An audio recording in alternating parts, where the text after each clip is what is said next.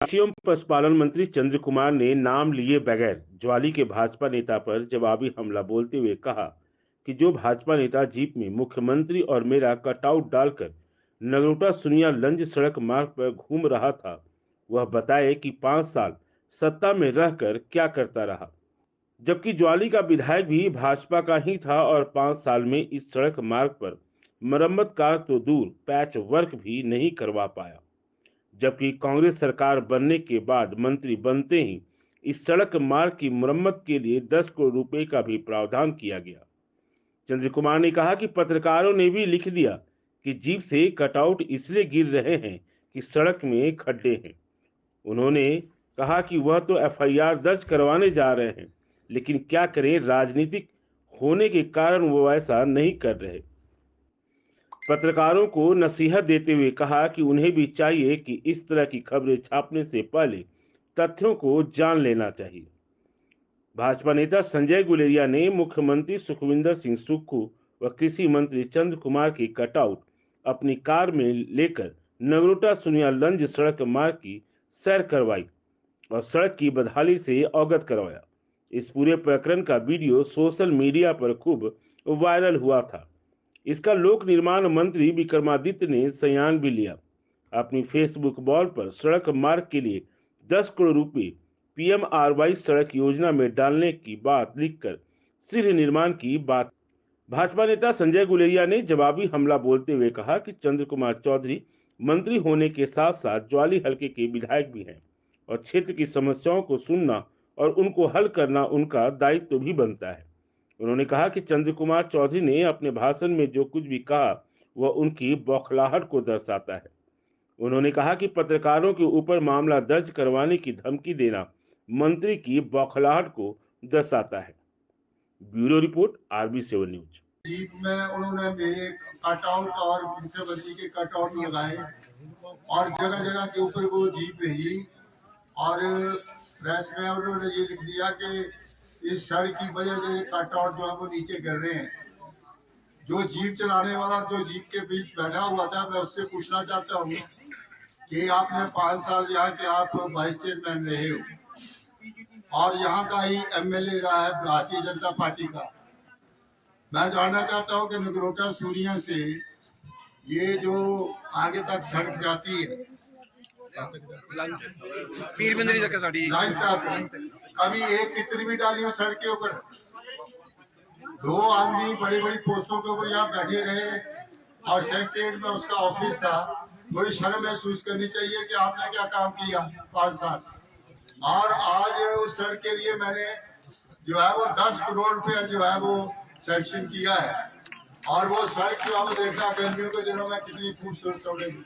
इस तरह के भाई आज लोग हैं जो इस प्रकार की घिनौने काम जो है वो करते हैं, लेकिन मैं तो उनके खिलाफ एफआईआर भी करने जा रहा हूँ। लेकिन मैं इसलिए नहीं करना चाहता क्योंकि मैं खुद मैं पॉलिटिकल आदमी हूँ।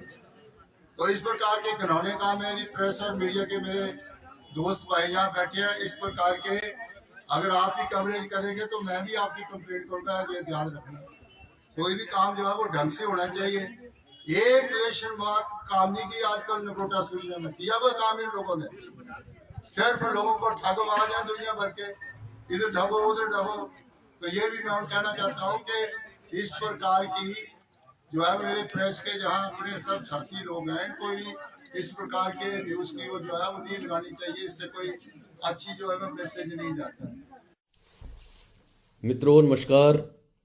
आज हिमाचल सरकार का एक सरकारी कार्यक्रम नगरोटा सूरिया में हुआ, जिसमें विशेष रूप से हमारे विधानसभा क्षेत्र से संबंध रखने वाले स्थानीय मंत्री भी उपस्थित रहे और मुझे मंत्री जी का संबोधन सुनने का सौभाग्य प्राप्त हुआ। मैं समझ सकता हूं कि 2-3 दिन पहले जो मैंने एक बड़े ही इनोवेटिव ढंग से लंज नगरोटा सूरिया मार्ग की खस्ता हालत के बारे में जो खबर उजागर हुई, जिसको print media, social media, electronic media ने बड़ी बेखूबी के साथ कवर किया, मैं समझ सकता हूं कि उसकी मंत्री जी को बड़ी तकलीफ हुई है, वो बहुत आहत हुए हैं। उनके संबोधन से तो मैं सिर्फ यही समझ पाया हूं कि मंत्री जी ये चाहते हैं कि मेरे क्षेत्र की कोई भी समस्या है उसको इस ढंग से उजागर ना किया जाए।